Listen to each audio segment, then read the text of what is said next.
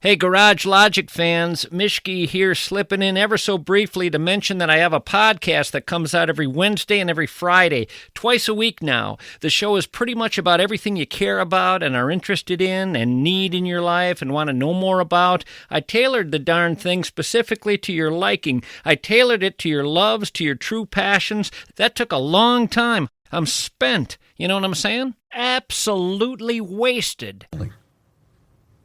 I'm rolling, bro. Josh Arnold, investment consultant, brings you Garage Logic Podcast number 1661. November. That's a lot, isn't it? That's a lot of podcasts. November 14th, 2025. 71 degrees was the record high on this day. That was in 1990. It was 0 on this day in 1919. And I will note this. That 71 is not the last 70 of the calendar year. Stay tuned for that. Nice. Do yourself a favor, especially these days. Man, it's wild. Call Josh Arnold at 952-925-5608 for a free 48-minute consultation. Hail the flashlight king. And now, from the mayor's office above the boathouse on the east shore of Spoon Lake, it's Garage Logic with Chris Reavers manning Technology Corner, Kenny Olson from the Krabby Coffee Shop, John Haidt in the newsroom, and of course, the Rookie. Here is your flashlight king, fireworks commissioner, and the keeper of common sense, your mayor, Joe Soucheray. I told you the other day about my loathing for these climate change fraudsters who are carving up the rainforest to create a highway to get to Belém, Brazil, so they can have one of their meetings. Right? Joe, on Tuesday, you were discussing the new highway through the rainforest. That reminded me of a 1992 movie called Medicine Man, starring Sean Connery and Lorraine Bracco.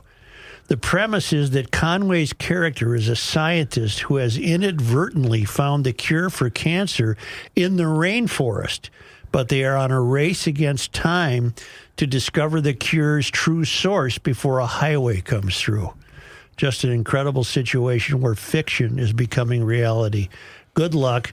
Glenn Moling, Garage Logic Power and Light stationary engineer and part-time propulsion engineer aboard the Spoon Lake Ferry. Oh. I bet he's laying up today be a good day to lay up the ferry for winter because you've got great working conditions. Yeah, you got to get the yard work done first. Because that ferry doesn't stay in the water all winter. Sorry, who was the actor in that movie? Sean Connery.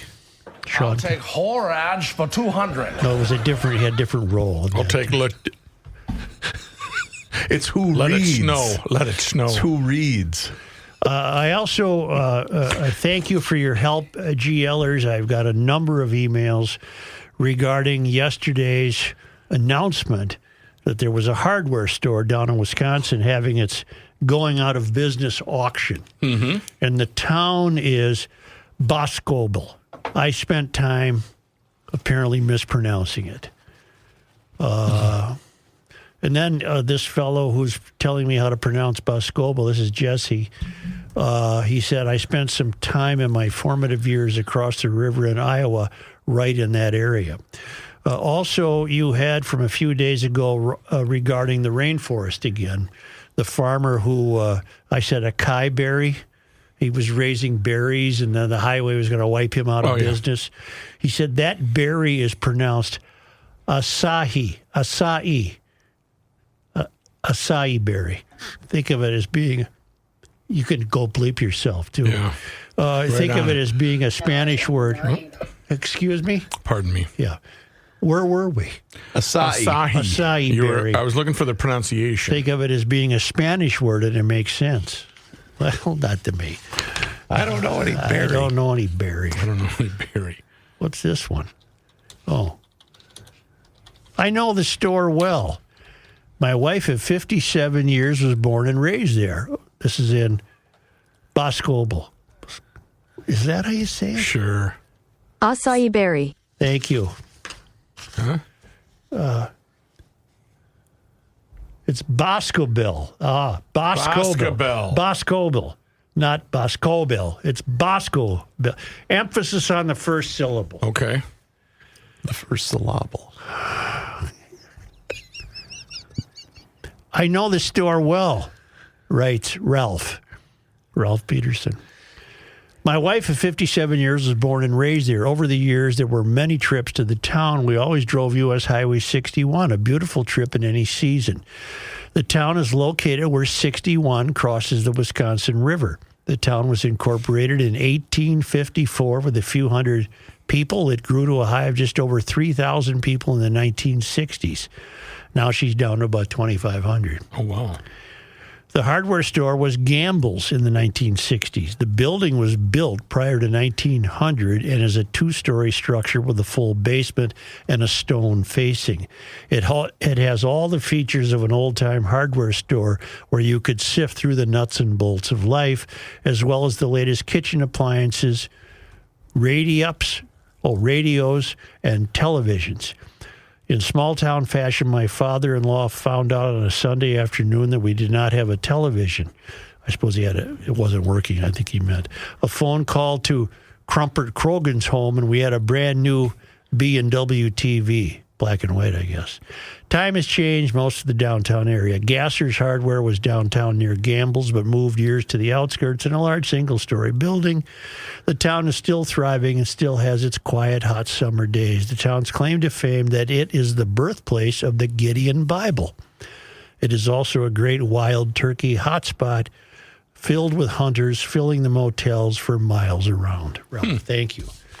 Boscobel. A lot of information. I brought this up with our hardware store guy yesterday on the Weekly Scramble podcast. He's very familiar with that family. Really? And I even said, well, is this common with an online auction for all these really neat things? And you know what he said? Yeah, it's called eBay. Hey, okay. Thanks, Mike. Makes sense. You keep calling it an online auction. I'm of the mind that you could drive there and go in the store and also get stuff. Really? Right? Okay. I have this, too, and it's about time because we certainly need one. No, that's a different Ray. Thanks, Ray. Beautiful. Where's the Ray of Hope thing on here? I'm going to guess you double-clicked. It's today's ray of hope. Get that back on here, please. Yes, sir. Okay. Skipper. I got an email providing this ray of hope from the Dover, Iota Public Schools. What a blessing it is to have this room available to our students, and it's full of photographs. As part of the building project completed in 2024, this was the exact vision for this room. The Minnesota game class is hard at work processing a student's deer while another group is grinding up meat to make sausage. Students are all engaged, happy, working together and fine-tuning life skills. I enjoyed my visit today. It's amazing to see the progression from blueprints to real life. Well done, Eagles, Superintendent Fry. Or Free. Isn't that something? They have a room in the Dover, Iota public school system where they can process a deer.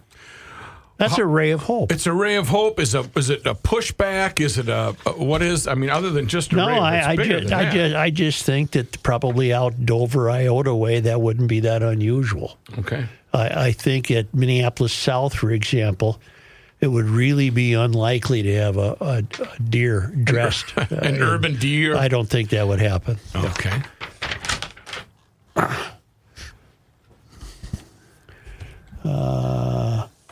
Do we have I think I got a note from a guy who thinks he's the GLer of the week, but I don't remember his name. Oh, does he have the same? We haven't announced it this week. Does week. he current address?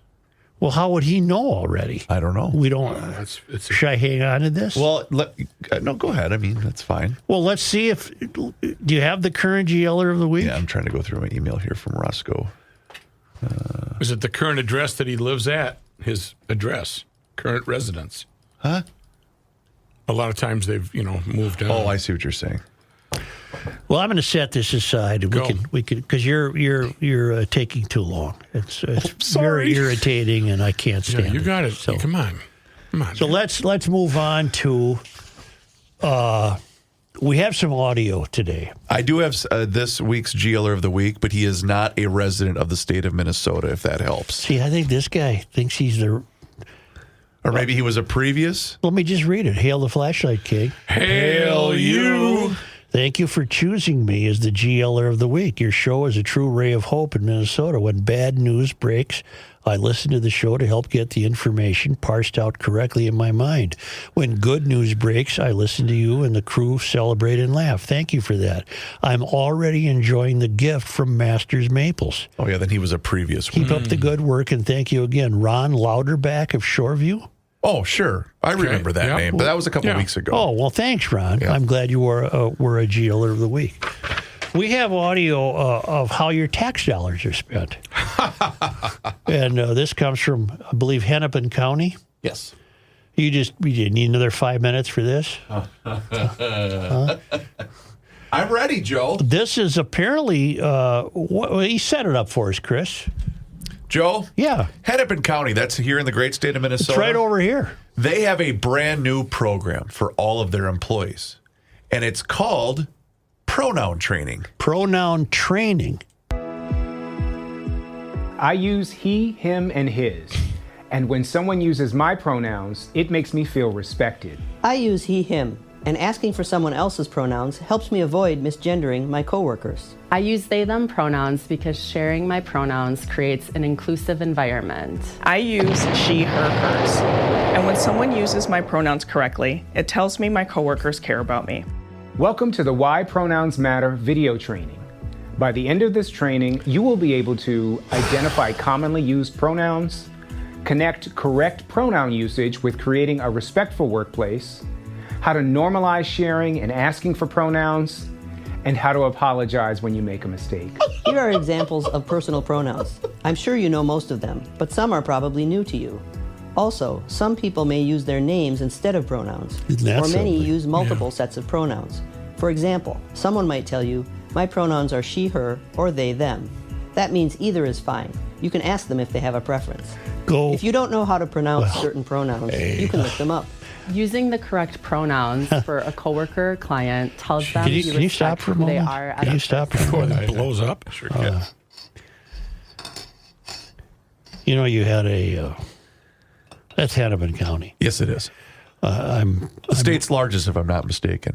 I'm reasonably confident that this is the same kind of activity you would get at the state level with various agencies. Yes.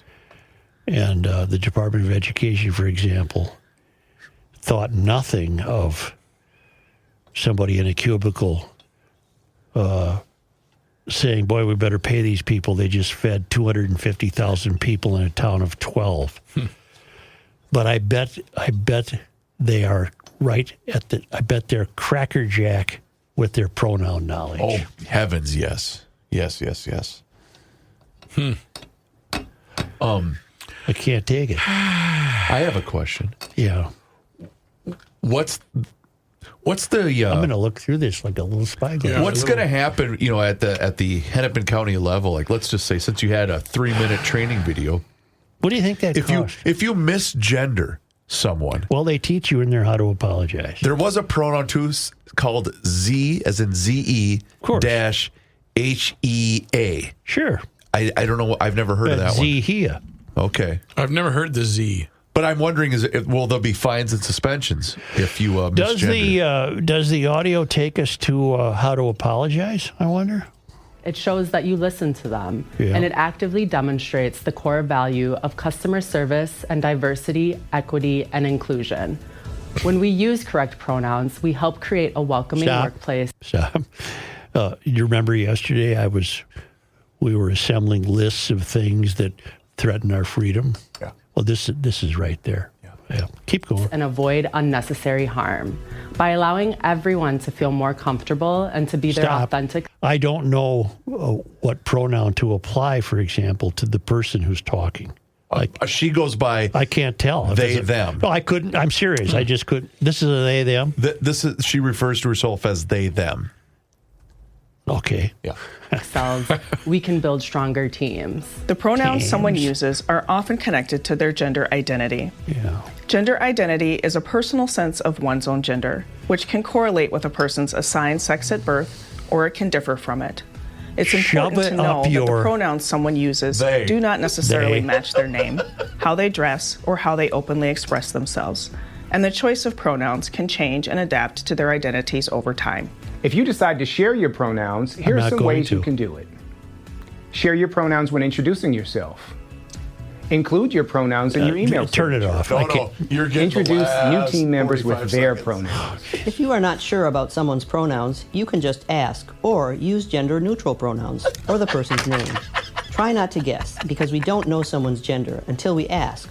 Or until someone shares that information about themselves. What if you use the wrong pronouns? Oh, here we go. You should apologize, but try to avoid centering the apology around your feelings and focus on your impact rather than the intent. Yes. Apologies can be made in the moment or after the fact. Okay. But remember that it is your responsibility to remember, not the other person. And commit to do. Never mind that we just wrote a check for $2 million to somebody claiming to feed 4 million people in one day. Doesn't matter, Joe. Okay, keep They going. use the right pronouns. Way better in the future. All Hennepin County employees and volunteers have a responsibility to create, promote, and maintain a work environment in which we respect, value, and welcome everyone. We hope this training helped you understand why using correct pronouns matters. Like any habit, the more you practice, the more comfortable you will be asking about someone else's pronouns and sharing your own. I'm going to practice. I can tell you what I've learned. Yesterday you had this fellow in Michigan who identifies as a honey badger. Yes, sir. He has a little costume he wears. Yep. And he's going to run for Congress. Honey badger don't care. I know he doesn't. And then you have these characters. Yes, sir. We, meaning the American citizenry. They, them, or we, us? I'm just going to use we. Okay. We've allowed this to happen. Politics has become the last refuge of crackpots. Yep.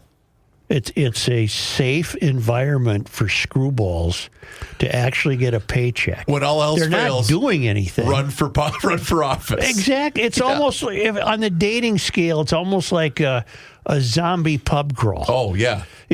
What are you going to do? I've run out of ideas. I can't do anything. Well, then why don't you run for the school board? Oh yeah, that's a good idea. I can't do anything. Well, why don't you get a job in Hennepin County? And then, because your pronouns are he, ze, or whatever the hell they are. And that's all taken seriously by crackpots who aren't accomplishing anything on behalf of the people paying the bills except pulling off this BS. There is one silver lining that I'm just realizing right now. I know someone that is in the hiring business for a very large-scale company. Yeah. It's not Mike Fratelloni. And he basically told me they make it real easy.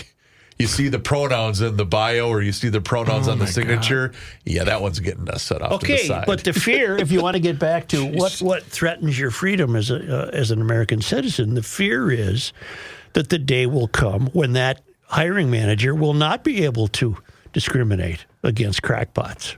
But it can issue somewhat. Then you got a doctor who's going to take your gallbladder out when it's your knee that needs replacement. I got an idea. Social experiment. You ready? Mm-hmm. The next time you run to the bank or you do whatever, and someone says, "Are you going to have a nice weekend or whatever?" You look at them dead in the eye and say, "Well, I'd like you to use my pronouns.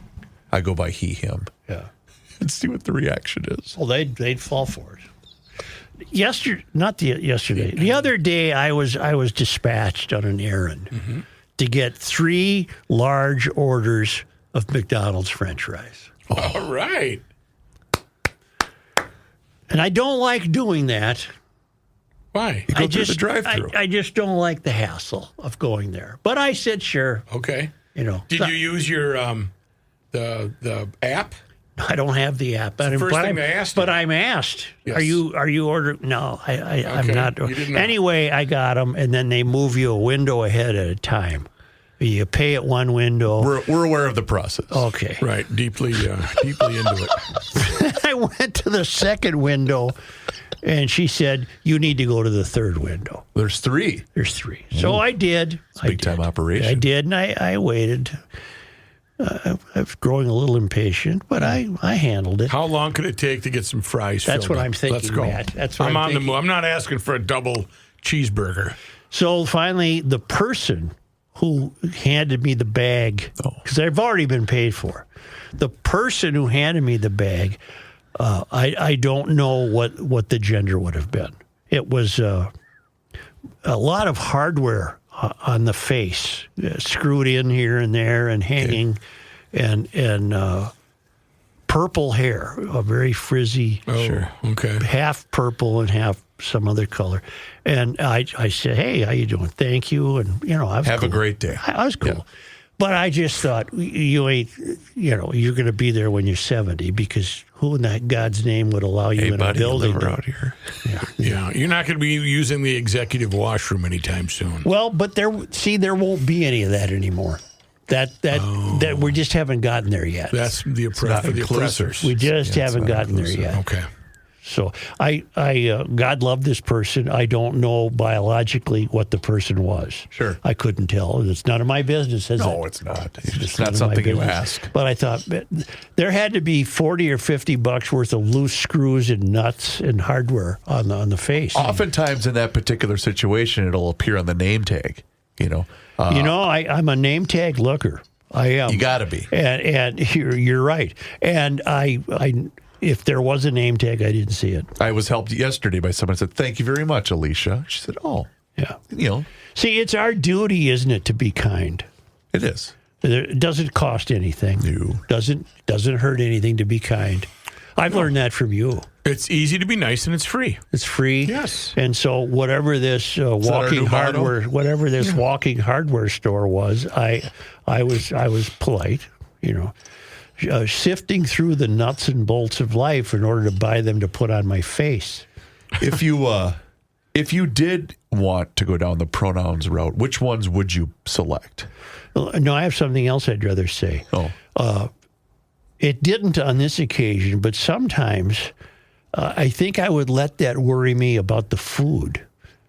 Do I want my food handled by a walking hardware store? Ooh. But I didn't, because they're in the bag. I'm sure they came out of the fryer. They've got the gloves on. They got, went right in the deal. And so I didn't I didn't get too worked up.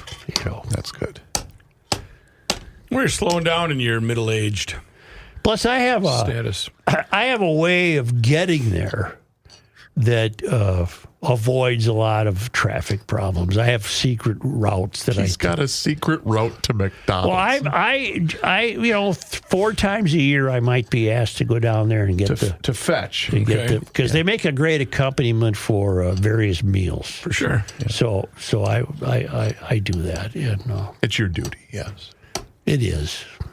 You close up the bag nice and tight so it's still hot and fresh when you get back. I eat a few on the way home to Main Street. Well, that's the finder's fee. I mean, I think so. Yeah, that's what I think so. That absolutely is in play. And then I fold it up as though I didn't tamper with them. Got it. Just you kind of shake it up so they're randomly even. Yeah, I got you. Because the earth is uneven. Can't get in the onion rings at McDonald's though. I don't care for them. No. Them's good eating. I wonder what that costs to train those people about pronouns. Not sure. What a waste. That's money that comes out of property taxes. Yes. Yeah. But you know what? You don't live in Hennepin County. Oh, it's just as bad where I am, though. Just as bad.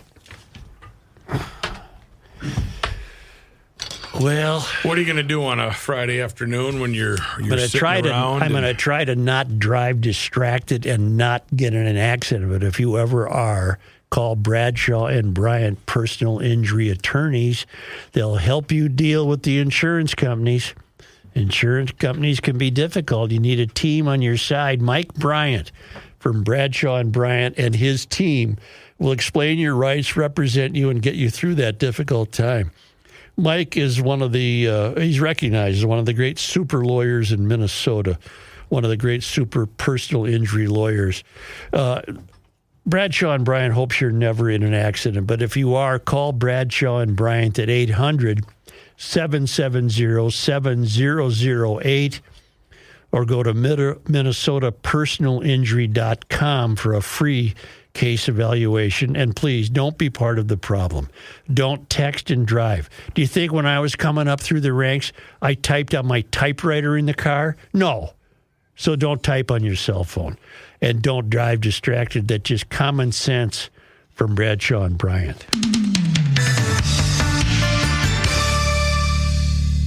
This is Reusse. You've been hearing my friend Josh Arnold, Mr. Money Talk, for years on the radio and the Garage Logic podcast. With summer coming on, I strongly recommend you sit down with Josh for your no-cost, no-obligation, 48-minute consultation on your investments, including your IRA and 401k. You can benefit from Josh's years of experience navigating different market and economic conditions, and he'll always give you straight talk, not sugar-coated advice.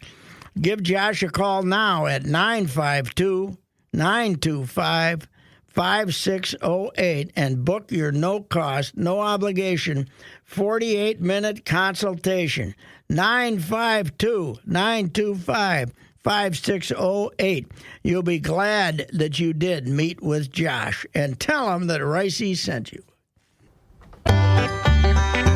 Here's a man who spends hours in hardware stores, sifting through the nuts and bolts of life.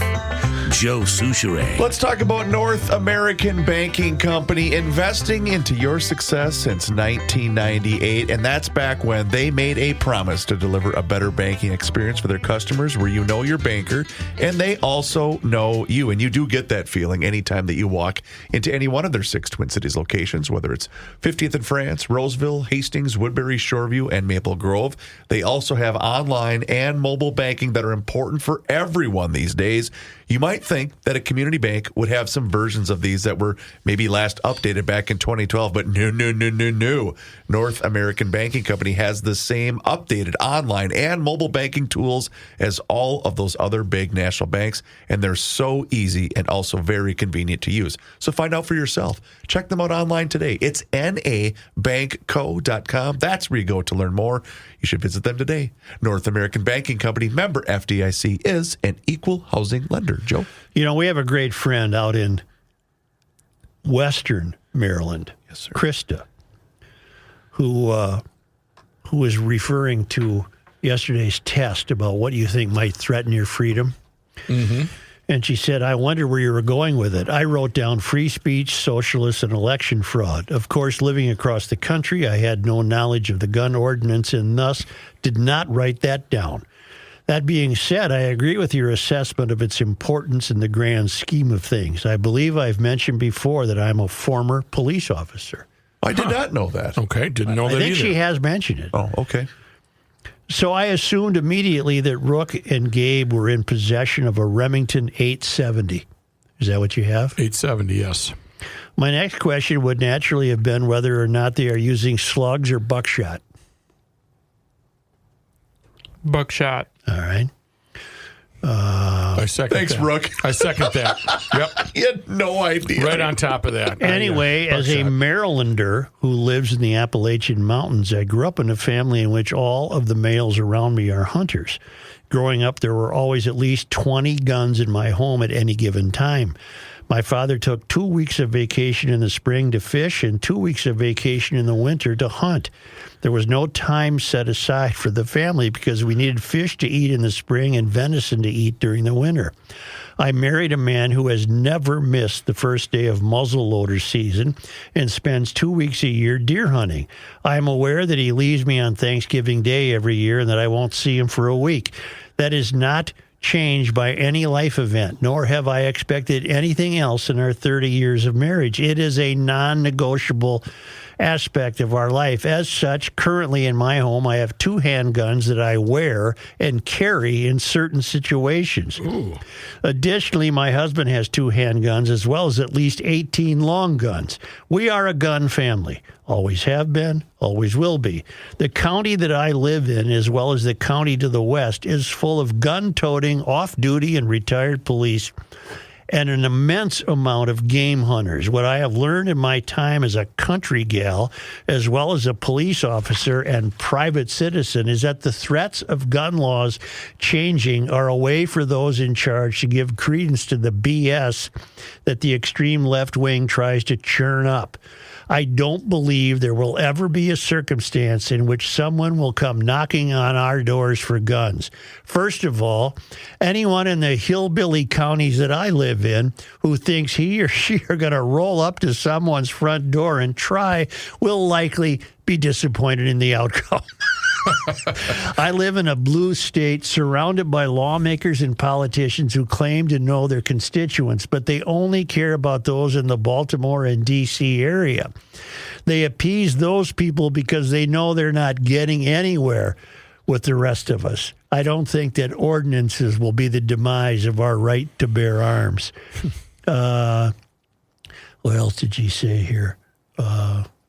She liked my rant on the barred owl. But she's absolutely correct. Look at the way Walz governs, for example. He governs the metropolitan area. Mm-hmm. He's not getting anywhere with somebody in Iota where they're skinning a deer in class, right? So what we learned is the governor has been traveling, Chris. Sir. Yes. Can you help set this up for us, please? I can. He was at an event called, bear with me, the Texas Tribune Festival. Oh, Texas Tribune. Joe, the Texas Tribune Festival is going on its 15th year. And Minnesota Democratic governor and 2024 vice presidential nominee, he sat down with a woman by the name of Jennifer Palmieri. Mm-hmm. She's a contributing editor at Vanity Fair and also co-host of Showtime's The Circus at 2:30 p.m. on Thursday. I'm unaware of that show. Well, here's the deal, Joe. It's the 15th annual Texas Tribune Festival. Is the Texas Tribune an entity? It's almost like an Alpha News, a left-leaning version of an Alpha News. Okay, is it in Austin, Texas? It is based in Austin, Texas. And this festival, Joe, what they do there is the Breakout Ideas in Politics event that brings 300-plus inspiring leaders and change makers to downtown Austin from November 13th and through the 15th. And they consider this fellow of ours a change leader and a what? And on this website, there's still a seat waiting for you, Joe. Yeah, I didn't. You can see the full schedule, and you can get your tickets today online at texastribune.org. So I hope to God they paid for him to fly down there. I hope I didn't. Trib Fest, as we like to call it here in Austin. Yeah. 2025 is presented by J.P. Morgan Chase. Really? Wow. Well, they know where their bread's buttered, don't they? They sure do. Yeah. So our governor was among panelists who might have been there. Change makers and leaders. He's quite a leader. I didn't know that. Yeah.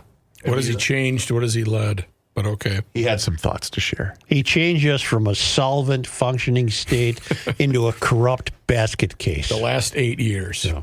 When we do better, we all do better. And the idea is of working together, lifting all boats, it works. And so one vote majority continued to pass those things all the way down. The last one on the thing is we had a racist flag. So we got a new flag in Minnesota and got rid of it. So it mattered. We didn't have a racist flag. No Minnesotan, other than a Mysterian, could have looked at that flag and deemed it racist. But that's an insidious, important function of the race industry in this country. We have people seeking out examples of what they can sell you as racism. They're called dark people, as in absence of light. Mm-hmm. They're dark, and they present darkness. This is what they traffic in darkness for purposes of sustaining the racial industry. And along came darkness, and it got applied to the Minnesota state flag because an Indian on horseback is waving to some guy who's plowing a field. And this was considered racist. There's nothing racist about it. The word is used by people who don't even know what it means, including Walls. And we got this miserable, meaningless, ridiculous, pointless flag with a star on a blue field. It means nothing. And all I know is I immediately bought 2 of the real flags the minute they changed it. And so did about 10 million other people. Because the flag is a pathetic example of what people like Walls are up to.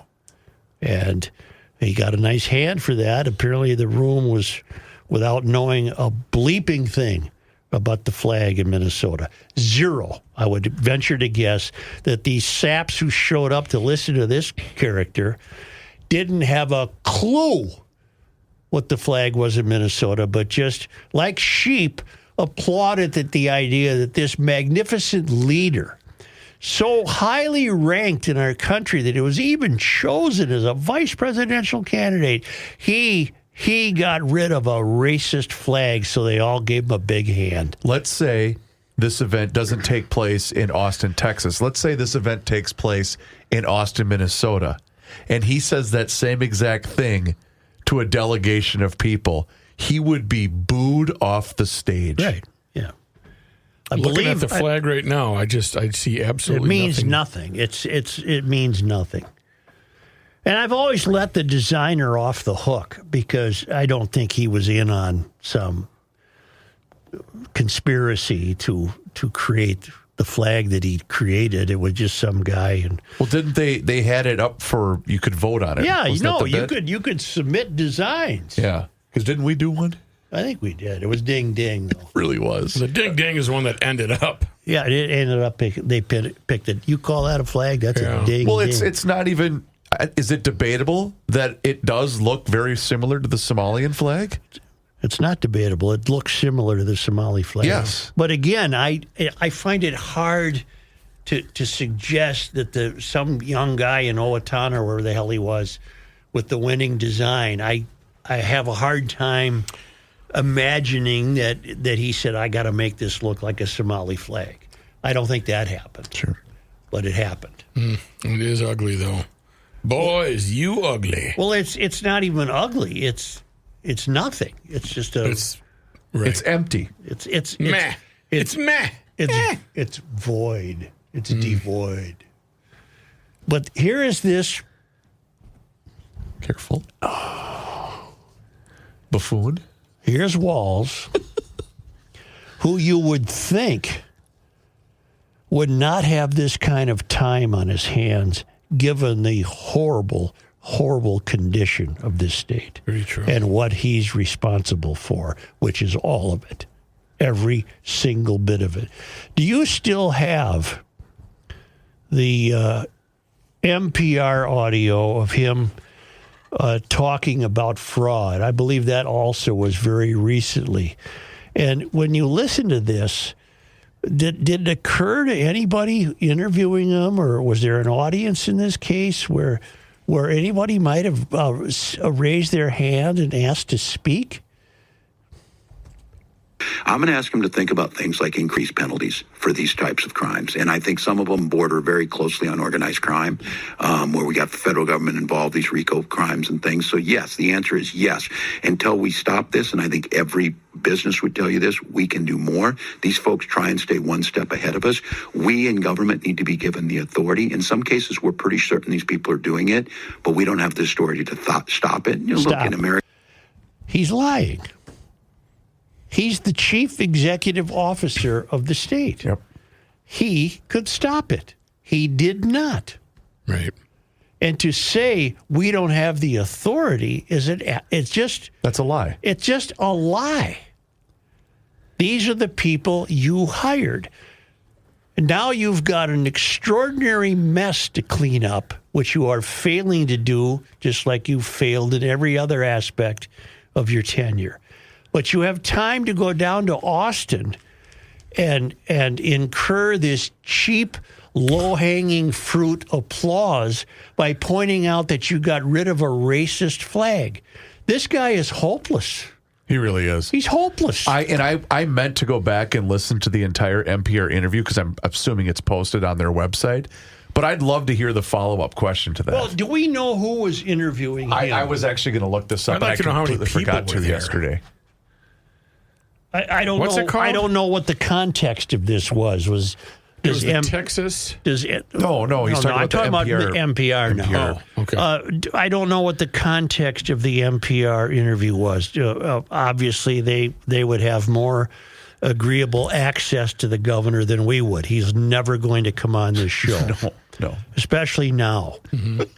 So it's a shame that he wouldn't. But you mean to tell me, check this out. Mm-hmm. You mean to tell me that, are you NPR news people, are you proud of the fact that you sat there and let him get away with this utter BS? We have no authority? Somebody at NPR, NPR's got some great news hounds. Are they that loyal to the left? What's the loyal to the left? I guess that's what I'm trying to say. Are you that blind and deaf? You have a great opportunity here to do some great service for the state of Minnesota, and all you do is aid and abet this guy's folly. That's a shame. It's just a shame.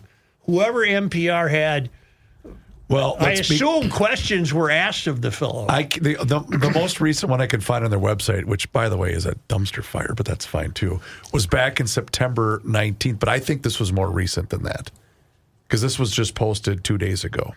By NPR? No, this was posted by someone that would cover media in that regard. Well, anyway. But cut out this snippet to say, wait, what? You don't think you have the authority? And nobody said, well, wait a minute. What do you mean by that? What do you mean you don't have the authority? You hired these people. You put these people in place. They answer to you.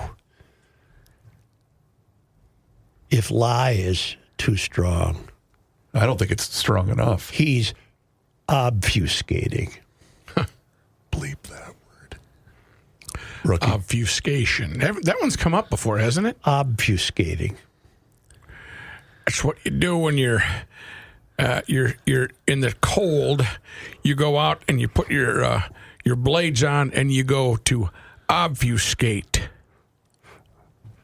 You want to take a break? Obfuscate. Oh, what if I was cold? That one's already came up, though, isn't it? Obfuscating? If I was cold and I wanted to heat up my home, I would do the only thing that an obfuscator would do.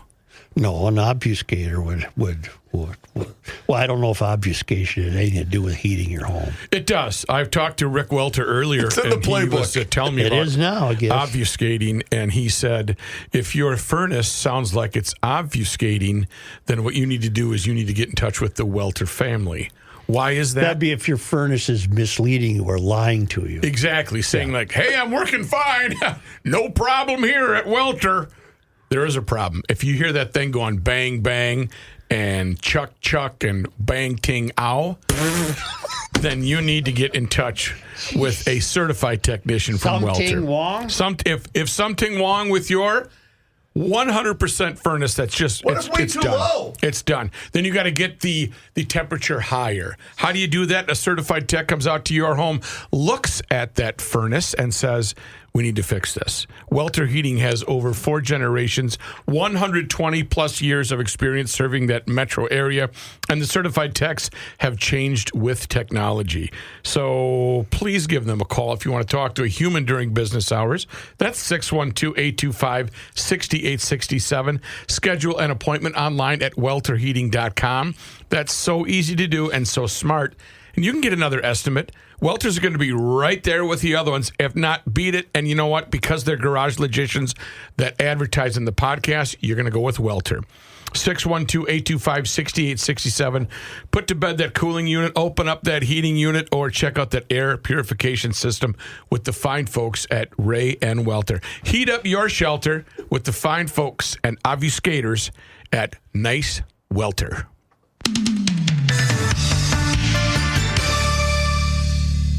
As you travel up and down the service road of life this week and celebrate our nation's birthday, it's important to keep one thing at the ready. Bugs Be Gone from our friends at Seaphone. Now, we receive a steady stream of testimonials from GLers talking about the effectiveness of Bugs Be Gone and how easy it makes cleaning bugs, road grime, and other organic substances from windows, bumpers, grills, fairings, boats, and what have you. Motorcycle riders, be sure to keep a spray bottle in the saddlebags.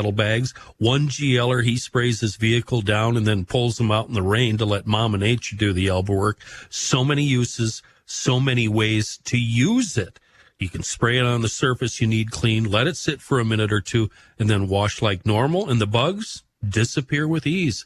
Keep yourself well stocked, one in the vehicle, an extra one in the garage, and buy a couple spray bottles for loved ones and friends.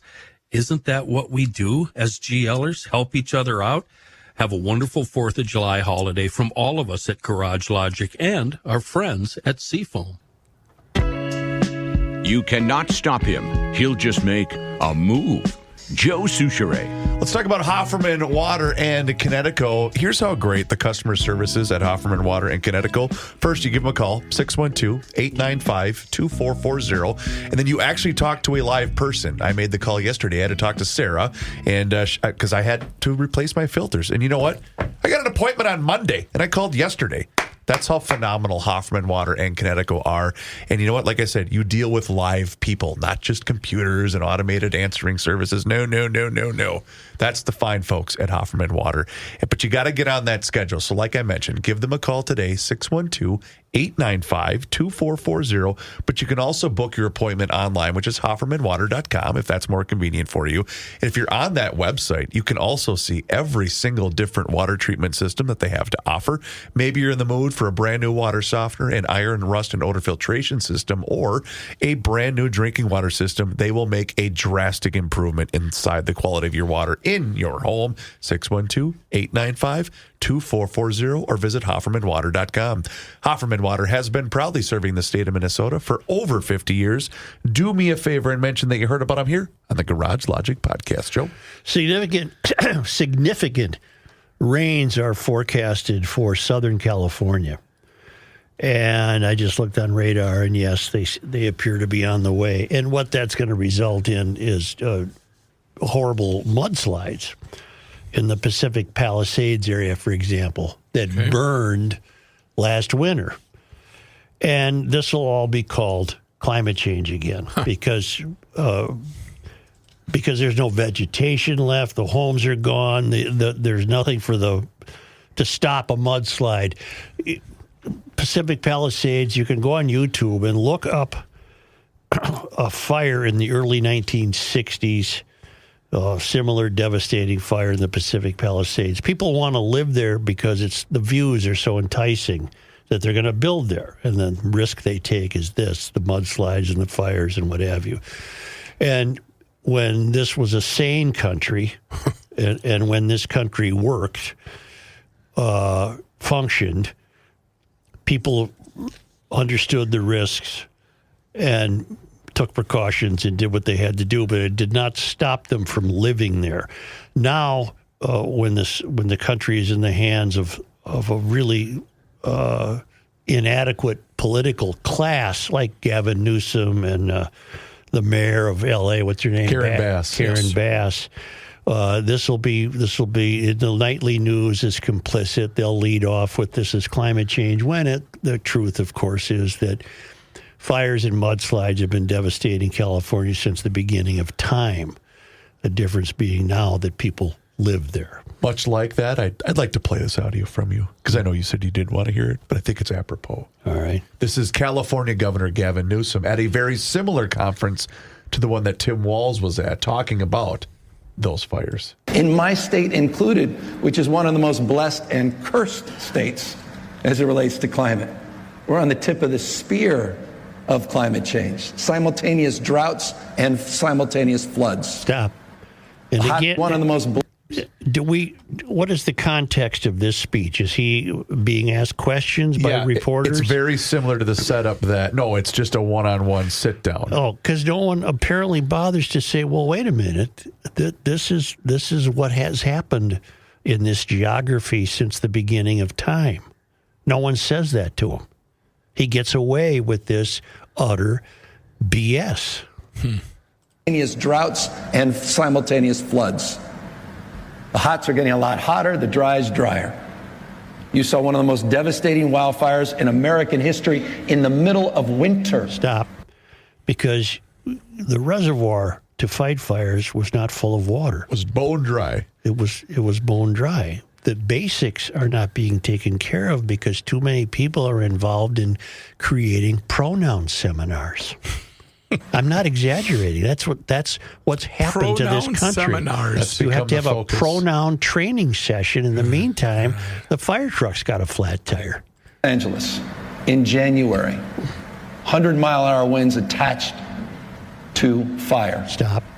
Read Raymond Chandler. They're called the Santa Ana winds. A great line is, it's the kind of wind that can make a wife look at a kitchen knife and then study her husband's neck. Well, it's just these are common things that happen in L.A. Keep going. Okay. And as we rebuild, the number one concern people have is, how do I get my home insured? Well, in your state, and how do you get a developer to develop a home that can't get a mortgage, which requires home insurance?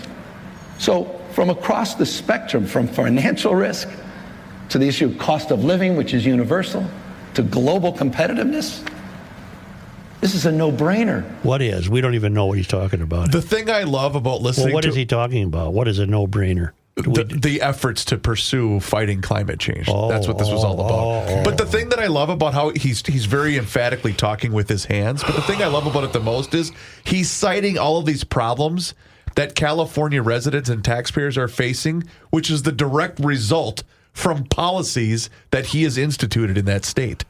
Same thing with Walz. If you had to choose between Walz and Newsom, oh my God, you couldn't. They're both the worst governors their states have ever had. I would not trade one for the other. Let's get back to Walz, shall we? Okay. Are you aware that as part of the vote that relieved the shutdown, that as politicians do, they tack all kinds of other stuff onto the bill. And among the things tacked onto the bill was that no hemp products, the brews and the gummies and whatever they are, no hemp products can contain more than 0.04, what would that be, milligrams of the good stuff, of the juice, And that is immediately alerted everybody in Minnesota who was banking on this was going to be the source of their fortune, was selling these marijuana-laced products. They would not be legal under this new federal law. Nope. Now, presumably it'll be fixed, but it's another opportunity to say to Walz and his minions and the people in such a rush to create. We've got to legalize marijuana. Did they ever wonder if what should we set the strength limits at of these brews, and what should we set this? So did they just pull one out of their butt? Pretty much. Yep. And what motivated Congress? What knowledge do they have to say that 0.04 is too strong? Why wasn't that known when our legislature wasted all this time putting this stuff together? Mm-hmm. So the deal that ended the shutdown will end the Minnesota hemp industry in 1 year. Minnesota hemp industry faces a potential crisis with a new federal law threatening to make intoxicating hemp products illegal. The THC beverages have become a significant part of the business for Minnesota breweries, like Utapils Brewing in Minneapolis, Dan Justison from Utah. I'm reading from a Fox 9 piece. Dan Justison from Utapills noted that these beverages account for more than 15% of their business. Similarly, John Helpers, CEO of Top 10 Liquors, said that the THC drinks make up almost 15% of their overall sales. My liquor store sells as much of that stuff as they do real beer. Right. Minnesota's hemp industry faces, that's a cut line. Many Minnesota brewers have invested heavily in the production of THC beverages, with Utapills even purchasing faster canning machinery this year. Hundreds of businesses have applied for hemp business licenses. What they're saying is we've seen significant volume drops in beer being sold to the hospitality industry, bars, restaurants, and we're also seeing drops in sales to off-premises liquor stores, said Justison. Helper added, it's become almost 15% of our overall sales, so it's becoming a tremendous amount of what we do. The backstory. If the federal law takes effect, cannabis products could still be sold in states with legalized marijuana, but only by licensed cannabis retailers. This means they would not be available at liquor stores or through traditional banking systems, effectively ending the sale of hemp-derived products. So these little storefronts that want to sell you this stuff, you're done. If this the little guys across the street, the N2 or whatever those. This is a ban at this point, and if we can't get the government to enact law to allow this category to exist, it will not exist a year from now, so it's a real threat, said Helper. Well, let's look up Helper. Who's Helper?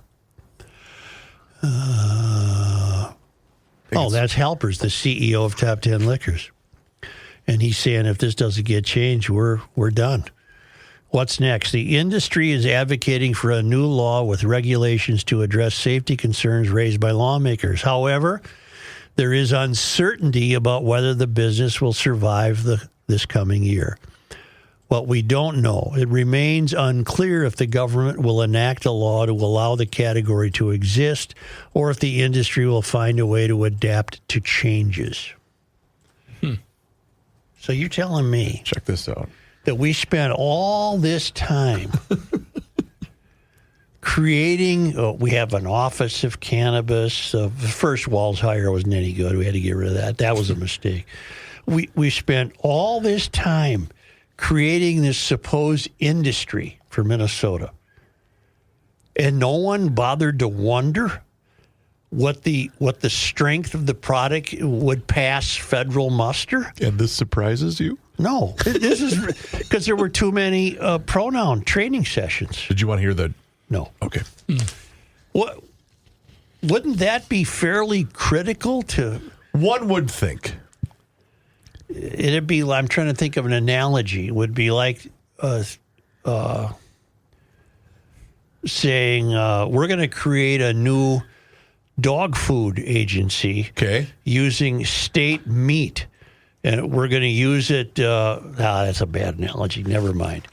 I guess I see where you were going, though. I guess I don't need an analogy. What they didn't do was their homework. Right.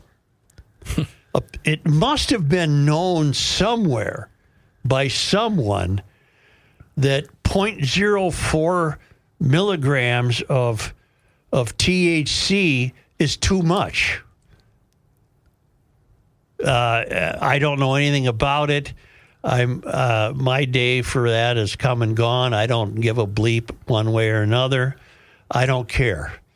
But it's just more sloppy governing.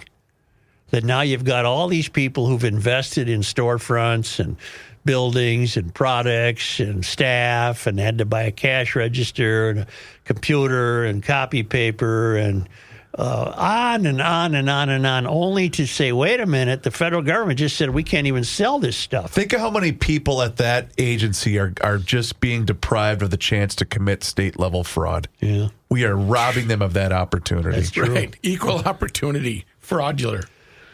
Fraudulent. Man, this is a poorly governed state. It is just amazing. But thank God we get got down rid to of it. Texas, baby. It's supposedly a $200 million industry in Minnesota. Well, it was. Well, when you're selling these, are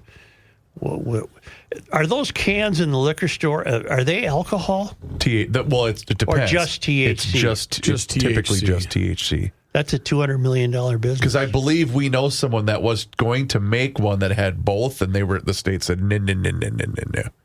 Or maybe it was the strength. I'm not exactly sure, and I don't want to be out over my skis here. Well, the strength, according to the feds, can't be past 0.04. Just drink more of it. So that sounds like 3-2 to me. I mean, how many cans you got to drink to get a little hit? Joe, I think I'm going to get into cannabis. Well, Pat tried it. I bought the pack of gummies, and I didn't know you were supposed to cut them up.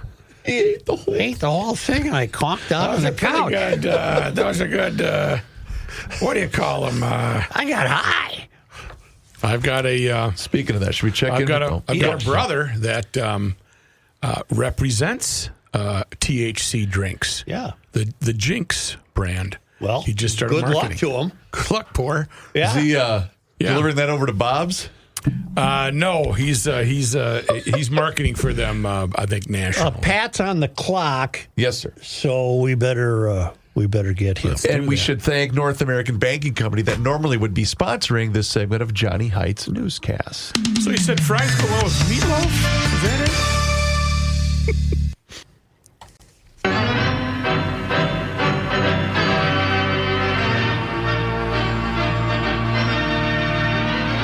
Hey, Pat. Yes, Joe. Are you at the Ziggy? I am at the $1.2 billion collection of nonsense that isn't as good as the Metrodome was. That's where I am. Yes, I am.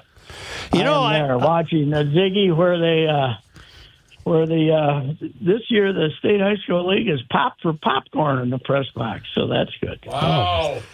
Nice. I'm looking at the schedule of games. I believe you've got one tonight that will settle the big schools.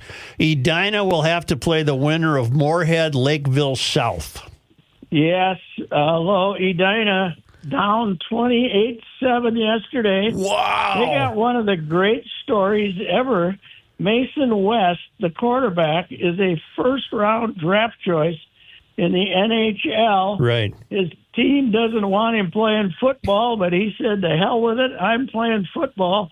And Edina had another kid like that, 15 years ago? Anders Lee did the same thing. Yes, he did. He stayed and played football, and he had I think he just got done now after like 12 or 13 seasons. So you can play two sports. You don't have to ruin your whole life just to play hockey in the off season. Did Edina? They squeaked by Minnetonka 42-41. Minnetonka went for two to try to win the game after blowing a 28-7 lead. It must have been a hell of a game. Unfortunately, these are not like on local TVs. They're on streaming. They don't really. Channel 45 doesn't really get involved until championships, the Prep Bowl game. So it would have been fun to have those on last night. Right now we got Casson-Mantorville playing Grand Rapids. I was kind of hoping for Grand Rapids because the Iron Range won their last non-9-man championship in 1973. Oh boy, Evelyn won it, and they haven't won one since. Which we got this big image of the big brawny Iron Range, but apparently all the sissies are just playing football, hockey or something. I don't know. Say, was that Minnetonka Edina game? Was that in the Ziggy yesterday? Yes, last night. They got 3 days here. Oh, okay. The semifinals. They got 4 yesterday. And then 5 each of the next 2 days. I think there's 12 maybe. You know who's playing tomorrow? Murray County Central. And you know what Murray County Central really is? They're trying to hide it, but you know who they really are? Fulton. Slayton. Hated Slayton? Slayton. They are hated Slayton. Oh. I don't know who they're playing. but I'm rooting for the other team. I'll tell you. I don't know who they're playing, but they can't fool me. They're still Slayton. Yeah. Now at 2:00 today, you got St. Thomas Academy and Spring Lake Park in 5A. I would guess those underfunded cadets are probably going to put a load, put a weapon on them. They are great, aren't they, Rook? They are loaded. They've been rolling over everybody. Yeah, they have, and I'm kind of glad that they didn't have to play my CDH Raiders because it may not have been a good outcome. Did they play? They had to play during the regular season, didn't they? They do have the tackle for cancer at Ziggy's practice stadium in the early fall, and I think St. Thomas handed them a heavy loss. Okay. Well, and tomorrow, Elk River and Chanhassen. So the winner of St. Thomas Spring Lake Park will play the winner of Elk River Chanhassen. Yes, and Elk River has created the finest contribution to prep sports writing in Minnesota history. By about 12 years ago, they started running on every play. Oh, boy. They throw like 3 passes a game, and all of a sudden, those 2 hours and 35-minute games became about $1.50. So we love Elk River. They just keep that clock running, first down. They get 50 points, and they only take an hour and a half. Pat, I will reach out to the Breckenridge football staff. That is who's taking on Murray County to see if I can get you a sweatshirt. Go Breckenridge. Come on, let's go.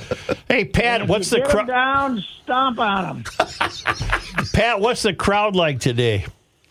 I would guess there's 800 people here from Casson and 500 from Grand Rapids, and then a few other citizens, maybe 1,500, I would guess, 2,000. But they leave during the day. But you know why outstate hates Minneapolis for one reason? I mean, there's several reasons, but you know one reason? The ramp right across the street, $30 to park. You're kidding me. Prep games. Wow. $30. Like a couple of years ago, it's 15, but they're you drive in here from Grand Rapids, you make the long hump, you get down here. You don't want to walk 12 blocks and try to find a parking spot. Hey, there's a ramp right here. $30 cash, baby. Holy crap. It's do you like that building? Hate it. Yeah. Can't stand it. Is it the glass? Is it too much glass? No, it's too high. It's too high. It's it's just they fall away from the stands.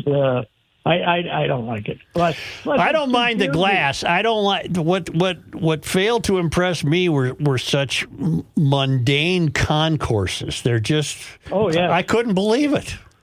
They're just terrible. I went down to talk to Cashman, the linebacker's family before a game last year. One of my 2 appearances in a Viking game in the last 5 years, and I'm walking. I waited until like 10 minutes before kickoff. I'm walking back. It took me 30 minutes to get around the stadium because the corridors are so cramped, and they built corridors like they had in the Metrodome. And they got 15,000 more people in here. Plus, they put out these extra carts in the hallways to cause tremendous congestion. I don't know. It's overbuilt, overrated, and plus the whole skull chant. Let's shorten that up, maybe 30 seconds. 30 seconds. We don't need 5 minutes of school. So you're not going to be invited to blow the gala horn? Is that what you're trying to say to us? No, I don't think so. I am seeing Scott Nelson just sent me a link. Loyal listener Scott sent me a link. Apparently, KSTP is streaming the games. Oh, really? Good. Yeah, I'm seeing a link for the Minnetonka. What does that mean? You got to go to a computer? Yeah, like ncsu.com. Well, but everybody has a smart TV. You can pull up the KSTP website on your television.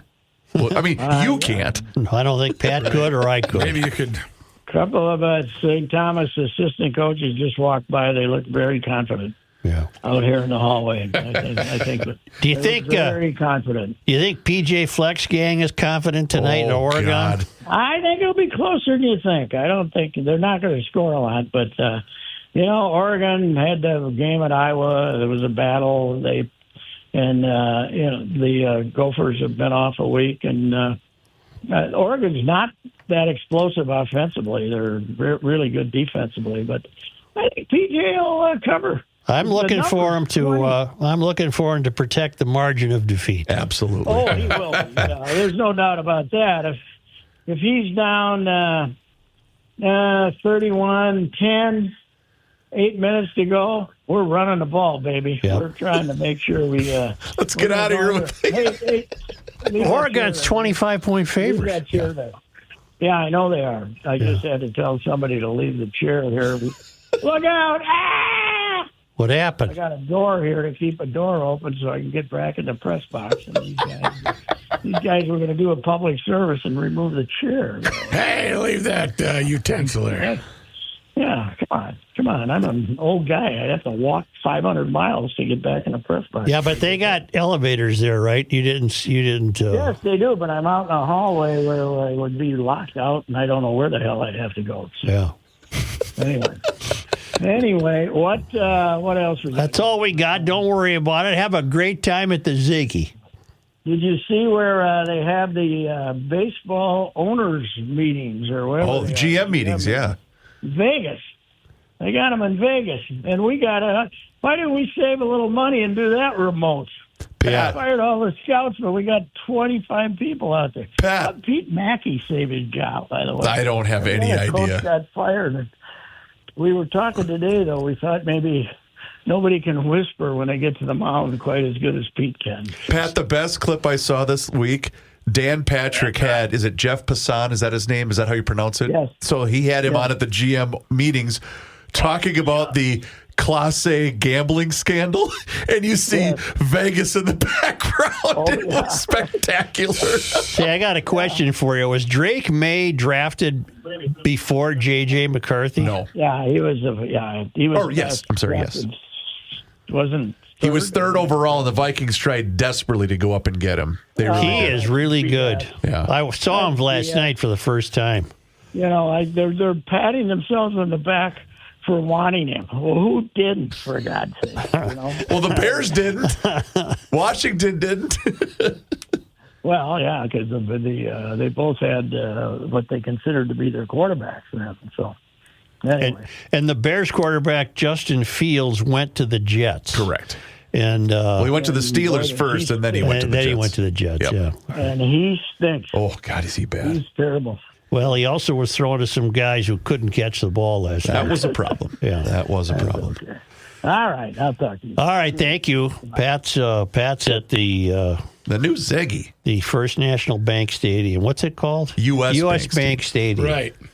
Not North American Banking Company Stadium. It's too high. Yes, it's way too high up there. Too high. Yes, it's a good one. Did you want to take a time out? I do, but I first want to tell you about my friends at Awaken 180 Weight Loss and Awaken180weightloss.com.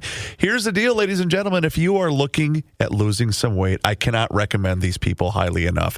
It's a lifestyle change. And you know what? It's a really easy plan to follow because you do this. You eat to lose weight. Yes, they have a number of different items for you to select. So you place that selection. It gets shipped right to your door. And you know what's really great? You have one-on-one weekly coaching. It's fantastic. I'm really, really happy with my progress. I just weighed myself this morning. I'm already down 12 pounds, and it's been fantastic. And I did have to take a little bit of a break early on because of some medical stuff, but that's fine. I got right back on the program, and boom, we took off. Give them a call right now, 844-346-1800. You can book your appointment that way, or you can book it online as well at awaken180weightloss.com. That's 180, by the way, awaken180weightloss.com. There's no complicated tracking. There's no medications. You eat to lose weight. You can still tailgate. You can still go out to eat. You can even still have drinks, and it's going to work for you like it's worked for me. Awaken180weightloss.com. Please do me a favor and mention that you heard about them on the Garage Logic podcast.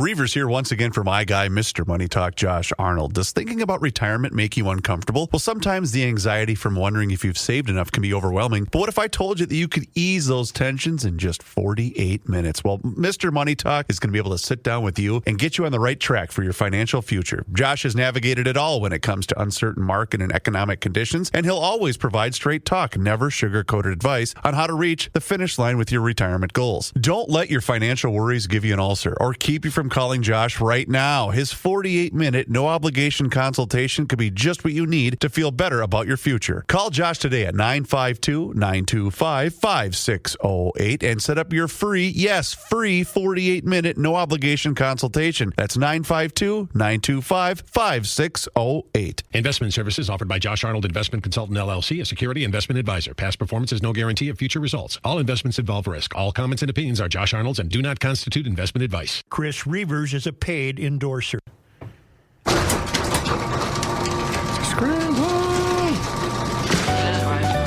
Finally, thank God today is Friday. TGTI Friday.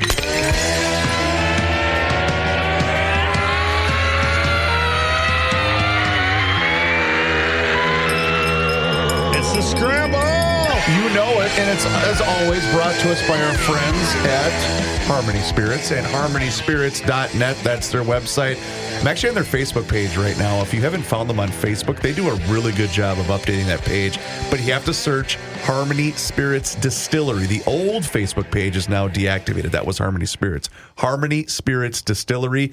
They've got a Magic Bourbon Field video that's on there right now. It's Damon. He's kind of the brains behind the operation. It's really, really funny. I would play it, but you don't have time. I don't want to. It's too fast. I don't want to, not do Damon the proper justice. So check out the video. It's really cool. But you know what? Their fall menu is fantastic. And I was talking to Fratelloni about this yesterday. I think I might be in store for a run to go down there and get that caramel apple rum. Let's go. That sounds pretty good. They're running. Good. But vodka, rum, gin, the bourbon barrel aged, it's all fantastic stuff. And you know what? If you're not able to go down there, because you know what, it's going to be another beautiful weekend here, stop by the tasting room and say hi to the crew. Go into your local liquor store, and please continue to ask for the Harmony brand by name. That's how all of you GLers are going to still help them spread the word. They're fantastic people, and they make even better products. HarmonySpirits.net. Let them know GL sent you. I got a note from Elizabeth in Michigan who sent a picture of a case of garage beer. Oh, yeah. It's called garage beer. Isn't that Kelsey's bit? Well, isn't that supposed to be our beer? It's only 4% alcohol content. We are. She wonders, is this the same as garage wood? No, you can't drink garage wood. Thank you. Yeah. We are Common Sense Surface. No, we are. What's the beer? Common Surface Savings and Loan. No, that's the bank.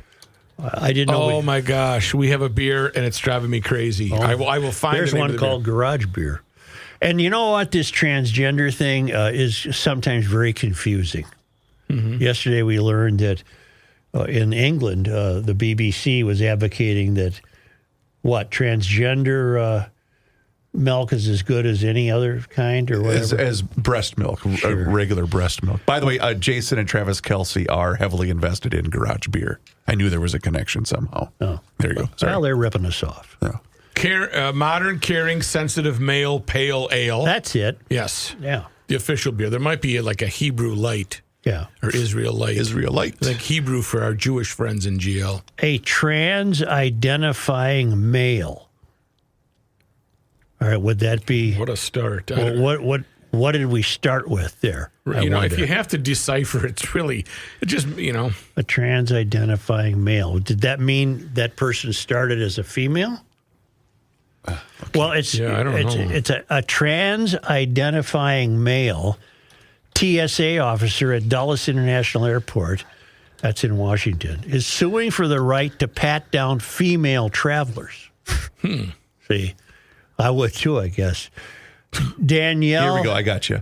A trans-identified male, also known as a trans man, not to be confused with a trans am. A trans man is an individual who was assigned female at birth, but has a male gender identity and also lives as a man. There you go. Okay.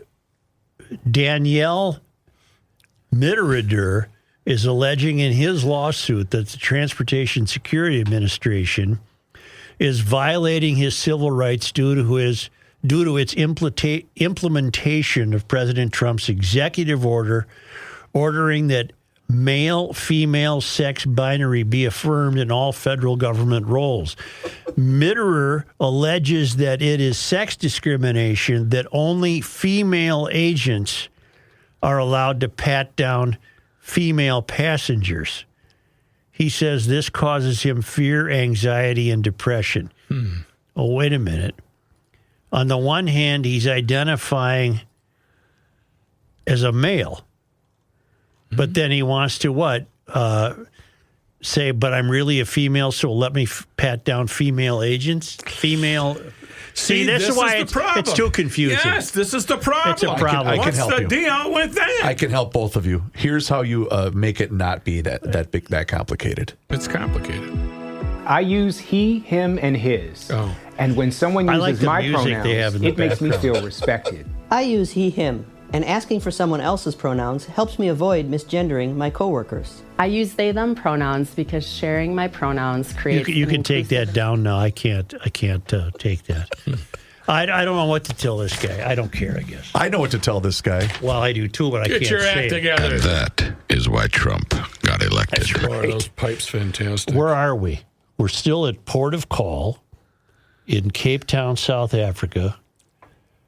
They're starting a second cruise today, I believe, but this is the Traveling Lyman's, and it's only because these come to us all the way from Cape Town, South Africa. It was on this day, November 14, in 1766. Englishman Jonathan Carver entered Wakantipi, the cave and sacred site in present-day St. Paul, long used by Dakota people, that white settler colonists came to call by his name, Carver's Cave. Carver wrote in his diary, came to the great stone cave called by the Dakota the House of Spirits. This cave is doubtly a greater curiosity than my short stay and want of convenience allowed me to sufficiently explore. People could write in those days. Yeah, they could. They could really speak. No, it's my short stay and want of convenience. Want of convenience, yes. On this day, Joe, today is November 14. In 1860, telegraph service reached Minneapolis. On this day, November 14, in 1908, Hallison Salisbury was born in Minneapolis. A reporter and author, he was especially noted for his writing on the Soviet Union, and in 1955 he won the Pulitzer Prize for International Correspondence. Harrison Salisbury. Doesn't say, it said he was born in Minneapolis. Inventor of the steak. That's right. There you go. On this day, November 14, Mike O'Dowd, the Cyclone of St. Paul, defeated Al McCoy to win boxing's middleweight title, which Mike O'Dowd held until 1920. The real McCoy. Mm-hmm. And on this day, Joe, today is November 14th. Author Meridel LeSueur died in Hudson, Wisconsin. Born in Murray, Iowa on Feb 22, 1900, LeSueur moved with her family to Minnesota when she was 12. A reporter and author of novels and short stories, she was blacklisted for being a member of the Communist Party. She's a commie. Her work was rediscovered and heralded by feminists in the 1970s. I don't think much of her. What are you going to say? On this day in Minnesota sports disappointment history. By today's standards, she'd make a great political candidate. Oh, hell, she'd be a rock-ribbed Republican. November 14th, Joe, who'd we lose to? Well, on this day in 2001, Minnesota legislators filed a lawsuit to break baseball's federal antitrust exemption. They were trying to prevent contraction of the team. That worked. Contraction comes up quite a bit, doesn't it? In the well, it's in this era, it does, Yeah. Maybe we would have been better off. On this day, November 14. In 2014, the Timberwolves lost to the Pelicans by 48 points. Should never lose to the Pelicans. Do it. The Pelicans still around? Oh, yeah. And on this day, November 14, in 2017, Twins manager Paul Molitor was named Manager of the Year. And then they fired him before being fired a year later. Wow. Yeah. Wasn't that going to be your radio name, the Pelican? The Pelican. Yeah. See, because I haven't won any major awards because I don't have a nickname. That's right. Joe Souchere, the Pelican. The Pelican. I think that would have skyrocketed the Pelican me Souchere. to success. Thank you, GLers. Hey. You got any big plans for the weekend? Yes, I'm going to mind my own I got to business. rake some leaves. I never rake leaves. I got to move Gabe. Gabe's on the move today. Since I was born, I've never believed in raking leaves. Seriously, what's the point? You know who tells you many not to? maples. Fratelloni. He says it's really good for the soil. What do to I leave care them. if there's leaves you're there? gonna get winter rot. Big deal. Come on, Mike. That'll I'll give you a grow, winter it'll rot grow. right here. I got it right here. Hey, do us a favor if you haven't Winter done so rot. already. Hit subscribe on the Garage Logic YouTube You want to see channel. winter rot? I'll No, show I you. don't. We have a Garage Logic YouTube channel where you can watch we the do. show each and every single How do day. you know? Starting right around noon, because when it goes, That says who? Yeah. you can find it. Facebook, Instagram, X, it's all there for you. Hey, have a great weekend, everybody. Yeah, what are you doing? What are you doing? Hey. Can I come over? Look out now. Look out. Here it comes. Hit that, Johnny.